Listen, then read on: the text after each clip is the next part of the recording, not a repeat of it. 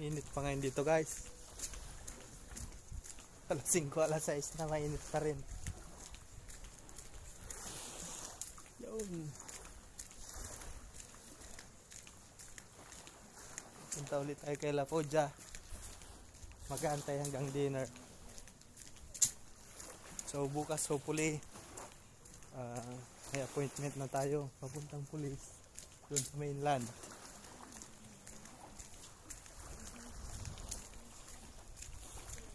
Hello. Very nice place, sir.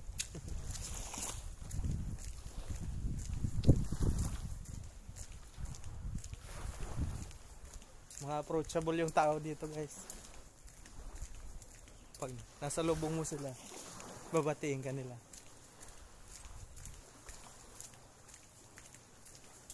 In this video, lalakad tayo papunta sa La Foggia. Ano yung ferry, umalis na. Kanina daming turista umaga. Ngayon paghapon halos wala na. Relax na, relax.